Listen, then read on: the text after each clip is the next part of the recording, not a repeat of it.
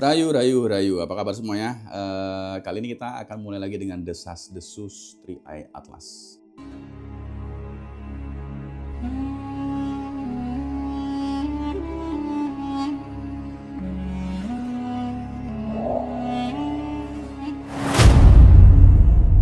Nah, teman-teman, kan beberapa waktu belakangan kita dihebohkan ya dengan kemunculan salah satu komet atau yang diperkenalkan dengan nama Tri-Eye Atlas ya. Nah, sebenarnya ini tuh apa sih ya? Kok baru sekarang dijadikan spekulasi dan dikaitkan dengan alien ya kan? Nah, kalau kita amati, memang pergerakan yang dilakukan oleh Tri-Eye Atlas ini memang tidak seperti komet atau asteroid pada umumnya ya. Dan malah baru-baru ini juga tertangkap juga sebuah sinyal, sinyalnya sinyal WOW gitu ya. Yang dulu kurang lebih di tahun 15 Agustus 1977 itu pernah tertangkap oleh teleskop radio Big Ear di Ohio. Nah, sinyal WOW ini kalau kita cari di Google ya kan munculnya pasti banyak yang aneh-aneh tuh kan. WOW atau mungkin WOW atau tulisannya kadang-kadang kayak yang wow gitu ya. Tapi kalau kita ubah tuh ya kalimatnya dengan font Wingdings itu nanti munculnya seperti ini. Seperti dia ingin berkomunikasi atau mengirim pesan untuk didengar dan mungkin detail pesannya sendiri sudah diterima mungkin ya, tapi belum dipublish gitu ya, masih disembunyikan lah gitu. Lalu pesan apa sih yang ingin mereka sampaikan tuh? Dan kenapa itu baru muncul lagi? Ya kalau menurut saya sih ini memang mungkin ya disembunyikan aja gitu ya. Nama juga desas-desus ya. Tri-Eye Atlas ini muncul sekarang lebih besar berkali-kali lipat dari yang pernah terlihat dan bahkan lebih mirip kapal induk ya yang membawa banyak pesawat lain mungkin yang lebih kecil kali ya. Nah, kenapa sekarang diberitakan dan seakan-akan semuanya sengaja diarahkan untuk membuka tabir tentang makhluk extraterrestrial atau alien ya? Karena mungkin selama ini bisa ditutupin, tapi kali ini kan munculnya lebih besar ya, jadi akan sulit banget ditutupin. Dan juga karena benda ini mendekati matahari, terus mendekati bumi gitu ya.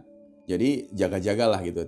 Kalau tiba-tiba mereka muncul dan datang ke bumi itu para ilmuwan dan NASA itu tidak disalahkan. Makanya dibikin seolah-olah mulai dipublish lah gitu ya. Ya kurang lebih selalu dikasih atau dibiarkan muncul dua persepsi ya kan. Kalau memang benar itu adalah kapal induk alien ya nantinya nggak disalahkan. Kalaupun bukan ya juga itu nanti kebenaran buat mereka ya kan. Tapi kenapa alien baru sekarang muncul dan diberitakan? Dan sebenarnya menurut saya itu bukan baru sekarang, tapi sudah sejak lama mereka ada di bumi ini. Atau di dimensi kita ini. Banyak sekali naskah-naskah kuno atau relief atau peninggalan yang terukir di bebatuan yang usianya sudah sangat tua. Yang menggambarkan keberadaan mereka ya.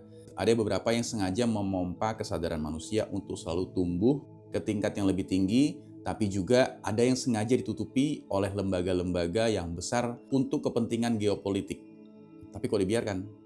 Kenapa dibiarkan ya? Karena itu juga bagian dari peningkatan kesadaran manusia. Contoh, pengembangan teknologi ya. Manusia itu harus diperkenalkan secara bertahap untuk bisa memahami teknologi yang lebih tinggi lagi. Di sisi lain, itu juga memberi keuntungan bagi yang lebih tahu duluan. Contoh ya kan, mobil autopilot itu sebenarnya udah ada sejak dulu. Terus dihilangkan, terus sekarang ada lagi. Ya kan? Terus sekarang yang kesannya hebat siapa? Yang punya. Dan sahamnya lebih tinggi, besar lagi kan ya. Terus internet itu juga sudah ada sejak dulu sebenarnya ya. Internet listrik itu sudah zaman dulu tuh udah ada dan gratis lagi bahkan ya. Tapi itu dihilangkan, ditutupin dan sekarang muncul lagi. Jadi siapa yang untung? Ya kan yang kesannya lebih pintar siapa? Nah intinya semua makhluk cerdas yang ada, yang pernah ada itu semuanya tidak semuanya baik ya.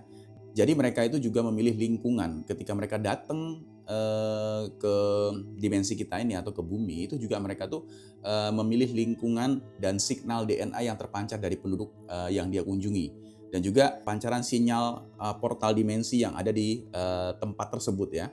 Mereka tuh kayak punya teritori sendiri gitu ya. Jadi karena mereka menangkap sinyal peninggalan masa lalu dari bangsa mereka sendiri gitu ya. Misalkan sinyalnya terdapat di namanya Giza misalkan, piramid Giza. Di sana juga dia datang hanya untuk melihat Gizanya, tapi ada DNA yang dulu sinyalnya juga terpancar ke mereka yang dibawa oleh makhluk-makhluk mungkin manusia. Dia akan mendatangi itu nanti. Ya, akan mendatangi terus kolektif. Kalau misalkan di wilayah tersebut DNA-nya banyak, dia akan datang ke sana juga. Ya kan? Itu untuk apa? Untuk melihat residual energi di DNA tersebut. Dan juga contoh di Indonesia dulu juga pernah kedatangan kan. Sebenarnya banyak di Indonesia tuh udah banyak banget yang pernah berkunjung ya, dan ada juga yang pernah menemuin ke beberapa manusia-manusia lain. Cuman kan kalau misalkan sekarang banyak pengakuan, banyak orang juga tidak percaya. Maka sehingga mereka pun juga tidak mau mempublish dirinya pernah bertemu. Karena ya Indonesia itu kebanyakan masih denial terhadap hal ini, dikaitkan dengan agama dan segala macam. Padahal beberapa